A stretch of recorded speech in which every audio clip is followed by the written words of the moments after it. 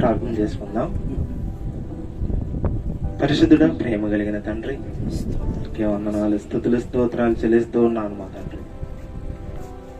గడిచిన కాలం అంతా కూడా మీ సజీవ లెక్కలో ఉంచారు. దాన్ని బట్టి మీకే కృతజ్ఞతాస్తుతులు చెల్లిస్తూ ఉన్నాం.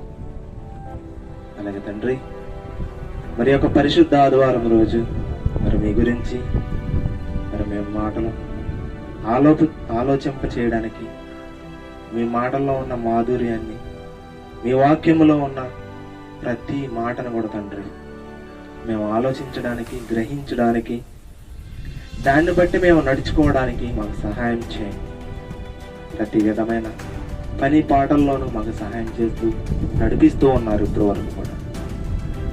మరి ఈ రోజు కూడా తండ్రి మీ వాక్యం చేత, పాటల చేత, ప్రార్థన చేత, ఆరాధన చేత, ప్రతి దాని ద్వారా మీ నామానికి మహిమ తెచ్చేవారుగా, ఘనత తెచ్చేవారుగా మేము ఉండడానికి సహాయం చేసి నడిపిస్తాను.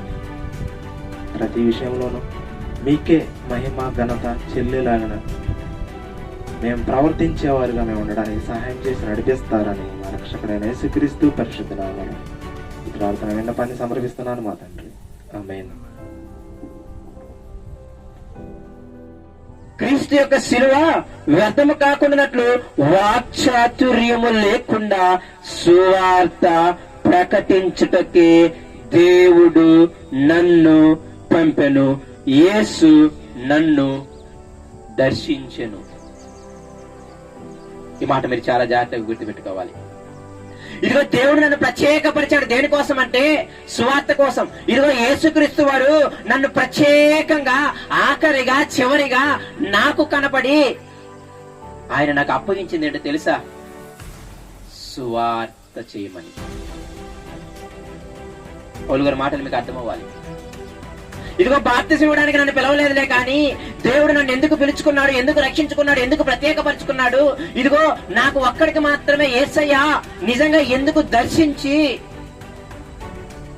నన్ను ప్రత్యేకపరుచుకున్నాడు అంటే ఆయన అంటున్నాడు, సిలువ వ్యర్థము కాకుండానట్లు సువార్తను ప్రకటించటానికే నన్ను ఆయన పిలుచుకున్నాడు. నన్ను దేవుడు ఎందుకు పిలుచుకున్నాడు అంటే సువార్తను ప్రకటించడానికి.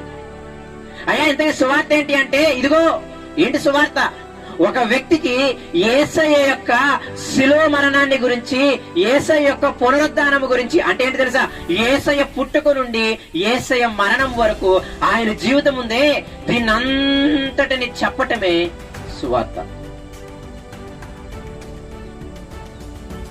చాలా జాగ్రత్తగా గుర్తుపెట్టుకోవాలి. ఈ సువార్త చేయటానికి దేవుడు నన్ను ప్రత్యేకపరుచుకున్నాడు. ఇదిగో తల్లి గర్భమందు నేను పుట్టక ముందే నన్ను దేవుడు ఏం చేశాడంట?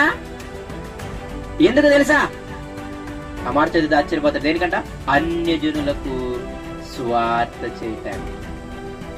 గలతీ పత్రిక ఉంది కదా, ఆయనకి 25 ఏళ్ల వయసులో, లేకపోతే 27 వయసులో, లేకపోతే ఒక యవ్వనములో, ఒక 25 ఏళ్ల వయసులో ఆయనకు అర్థమైన విషయం ఏంటి తెలుసా? యేసయ్య దర్శించగానే ఆయనకు అర్థమైన విషయం ఏంటంటే, అయ్యో బాబోయ్, తల్లి గర్భము నుండే నన్ను దేవుడు ఏం చేశాడు? ప్రత్యేకపరుచుకున్నాడు.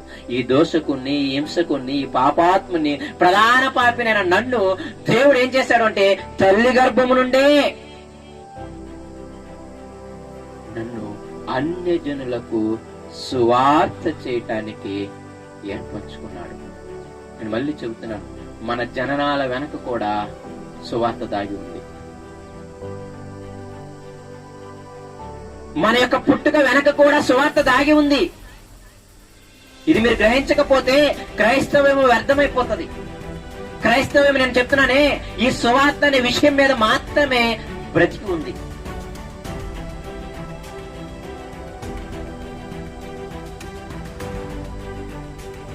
సువార్త అనే మాట మీకు మూడు అక్షరాలుగా కనపడుతుందేమో, కానీ ఆ సువార్త వలనే ఈరోజు నువ్వు నేను రక్షింపబడి కూర్చొని ఉన్నాం. ఆ సువార్త వలనే, ఇదిగో ఆ సువార్త అపోస్తులకి పంచడం వల్ల, వాళ్ళు భూదిగంతముల వరకు వెళ్ళటం వల్ల, వాళ్ళు కొందరికి సువార్త అందించి వాళ్ళని ఇంకొందరికి సువార్త అందించమని, ఇదిగో మీరు పుట్టింది సువార్త అందించడానికని, ఇదిగో యేసయ్య శిలువ సాక్ష్యం మీరు చెప్పటానికి ఉన్నారని అందరికి చెబుతూ ఉంటే ఈరోజు అందరు చెప్పుకుంటా వచ్చి ఈరోజు నీ కుటుంబంలో నీకు నాకు నీ చెవిన నా చెవిన పడి ఈరోజు ఎలా ఇక్కడ ఉండగలుగుతున్నా? సువార్త అనేది లేకపోతే ఈరోజు నువ్వు నేను ఇక్కడ కూర్చుండే వాళ్ళం కాదు. సువార్త చాలా శక్తి కలిగింది, మీరు చాలా జాగ్రత్తగా ఆలోచించాలి. అయితే నేను దాని శక్తిని చెప్పే ముందు అసలు సువార్త అంటే ఏంటో మీకు చెప్పాను. ఆయన పుట్టుక నుండి ఆయన చనిపోయేంత వరకు, మళ్ళీ తిరిగి లేచినంత వరకు ఆయన చేసిన కార్యాలు ఉన్నాయి. వీటన్నిటినీ ఒక వ్యక్తికి చెప్పటం అనేది సువార్త. నేను మళ్ళీ చెప్తున్నాను కదా, ఈ సువార్త కోసమే మనం పుట్టాం, ఈ సువార్త చేయటానికే మనం పుట్టాం.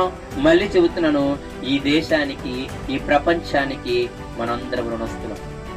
ఈ మాట చదివినప్పుడు చాలా ఆశ్చర్యపోయాను నేను. రోమపత్రిక 1వ అధ్యాయానికి రండి. పౌలు ఎంత మంచి పదజాలం వాడాడు. రోమపత్రిక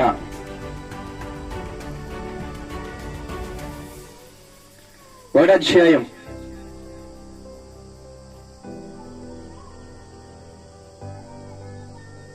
13వ వచనం ఎంత బాగుంటుంది, చాలా జాగ్రత్తగా ఆలకించండి.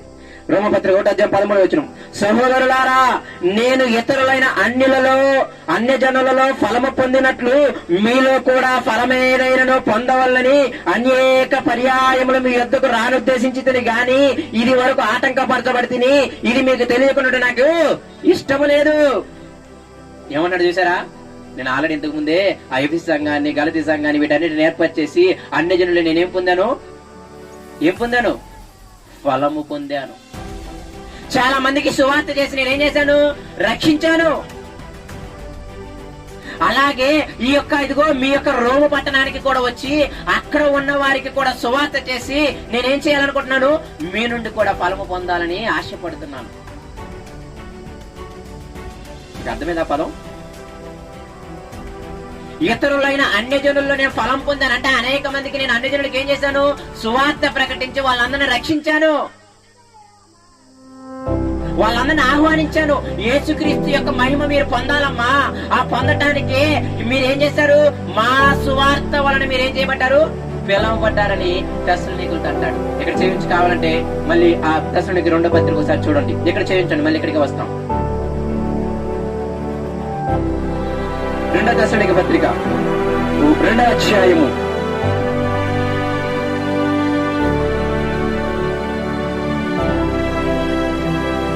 15వ వచనం, క్షమించండి 14వ వచనం. 2వ తెస్సలోనికీ పత్రిక 2వ అధ్యాయం 14వ వచనం, మీరు ఇలాగూ రక్షింపబడి మన ప్రభువైన యేసుక్రీస్తు యొక్క మహిమను పొందవల్లని ఆయన మా సువార్త వలన మిమ్మును పిలిచెను. ఇదిగో మా సువార్త వలన మిమ్మల్ని పిలిచాడు తెస్సలోనికీ సంఘమా. అదే మాట రోమ సంఘానికి జ్ఞాపకం చేస్తున్నాడు. నేను చాలా